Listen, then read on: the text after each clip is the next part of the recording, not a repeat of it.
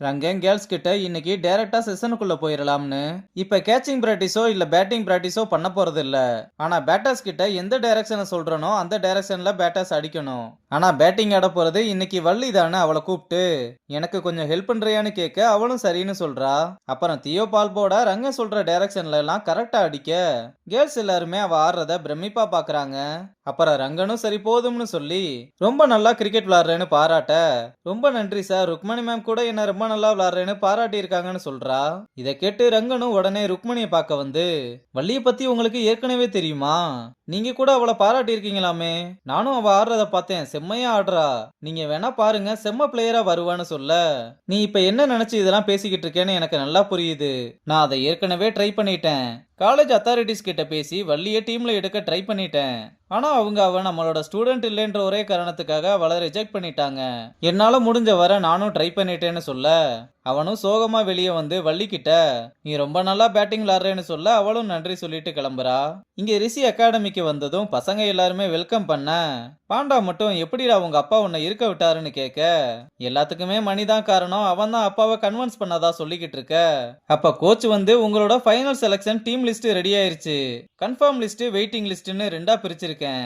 First confirm லிஸ்ட்ல இருக்குது மாத்தேன், Velu, Jackie, Kiran, அப்புறம் ரிஷின்னு சொல்ல, ரிஷியோட பேர் வந்ததும் மணி ரொம்ப ஹாப்பி ஆகுறான்.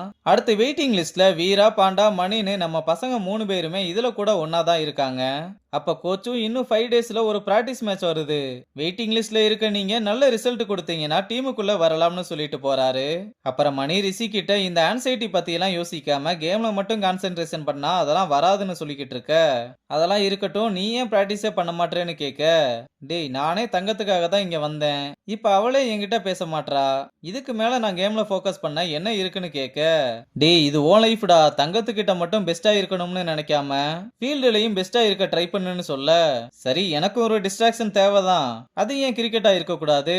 இன்னைக்கு நாளை குறிச்சு வச்சுக்கோ, கிரிக்கெட்ல உன்ன மிஞ்ச ஒருத்தன் பிறந்துட்டான்னு அவனுக்கு அவனே பில்டப் கொடுத்துக்கிறான். டோர்னமெண்ட் பத்தி ருக்மணி மேம் கிட்ட பேசிட்டு வரேன்னு சொல்ல, அப்ப கல்யாணி வந்து அவ பிராக்டிஸ்க்கு வர ஹெல்ப் பண்ணதுக்காக ரங்கனுக்கு தேங்க்ஸ் சொல்றா. ரங்கனும் சரி இனிமேல் டைம் வேஸ்ட் பண்ண வேணாம்னு கல்யாணி வந்ததுனால பவுலிங் செஷன்ல இருந்தே ஸ்டார்ட் பண்ண சொல்றான்.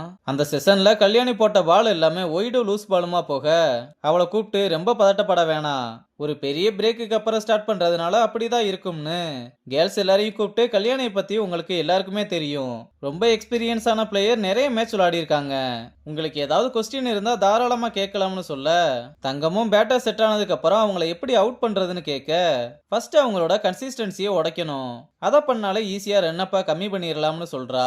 அப்புறம் எல்லாருமே அவங்களுக்கு இருக்க டவுட்ஸை கேட்க அவளும் எல்லாருக்கும் நிறைய டிப்ஸ் கொடுக்கறா.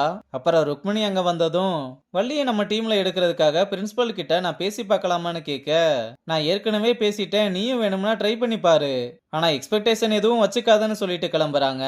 ரங்கனும் உடனே தியோவை செஷனை பாத்துக்க சொல்லிட்டு கிளம்ப, எப்படி ரேண்டமா ஒரு கிரவுண்ட் கீப்பரோட பொண்ணை டீம்ல சேர்க்க ட்ரை பண்றாருன்னு பத்மா காண்டாகிறா. இங்க ரங்கன் பிரின்சிபலை பார்க்க வந்து ரொம்ப நேரமா வெயிட் பண்ணிக்கிட்டு இருக்கான். அப்ப ஒரு வழியா அவர் வெளியே வந்ததும், சார் நம்ம கிரவுண்ட் கீப்பரோட பொண்ணு வள்ளி செம்மையா கிரிக்கெட் விளையாடுறாங்க, நீங்க ஒரு தடவை வந்து அவ விளையாடுறத பாருங்கன்னு சொல்ல, இத பத்தி நான் ஆல்ரெடி ருக்மணி மேம் கிட்ட பேசிட்டேன், கேண்டிடேட் எல்லாரும் கண்டிப்பா தமிழ்நாடு யூனிவர்சிட்டியோட ஸ்டூடெண்ட்ஸா இருக்கணும்னு கவர்மெண்ட் ரூல்ஸ் இருக்கு, என்னால கவர்மெண்ட் ரூல்ஸ் எல்லாம் மாத்த முடியாது, நீங்களும் அந்த பொண்ணுக்காக உங்களோட டைமை வேஸ்ட் பண்ணாதீங்கன்னு சொல்லிட்டு கிளம்புறாரு. அப்புறம் ரங்கன் இதையே நினைச்சுக்கிட்டு துளசிக்கு கால் பண்ணி, நான் உங்களை உடனே நேர்ல மீட் பண்ண முடியுமான்னு கேட்க அவனும் சரின்னு சொல்றா.